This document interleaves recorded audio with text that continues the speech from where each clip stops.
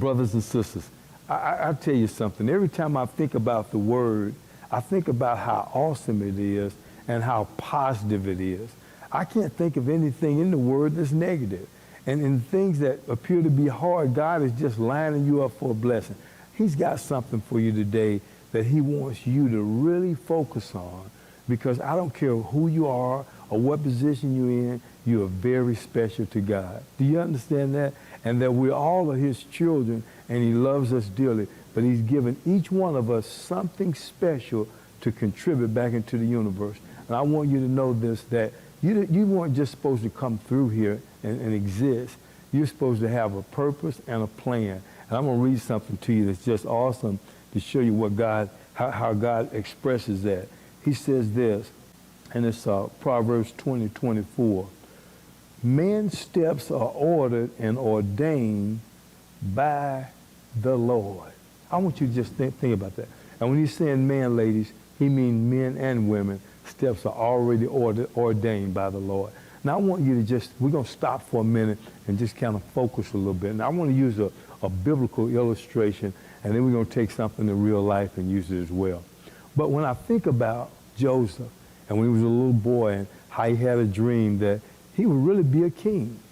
And when he started expressing the dream, people start, you know how haters are. They start disliking him because he has this fabulous dream, but he's a normal person just like everybody else. Have you ever had a dream?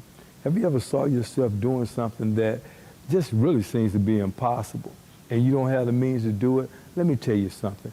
Joseph's steps was already ordained, and whether you know it or not, your steps are ordained. But here's how the story doesn't go right into him being a king.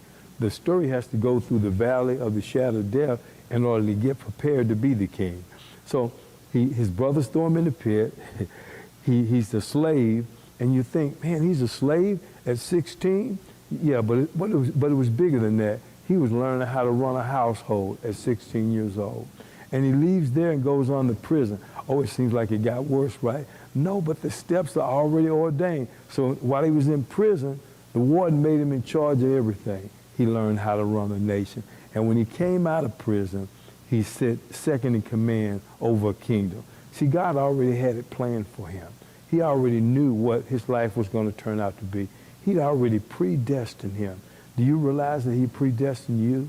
Do you realize that your story ends in victory? Now, this is what you got to be careful of.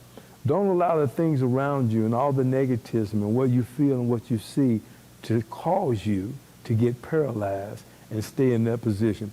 Always see yourself victorious. Always see yourself accomplishing the plan and purpose God has for your life. Let me tell you something. If you have a dream, I need you to keep dreaming and keep believing and take little baby steps to get there. You may have to take the first step, but remember, he's already ordained for you to have victory in whatever area you are in life. This is what I have to say about people that don't think they have enough talent. This message is for the rich, for the poor, the middle class, the homeless, all the way from the White House to the outhouse. Everybody has a purpose and plan in this life. Now, God doesn't want you to go through and miss it because of the things you see around you.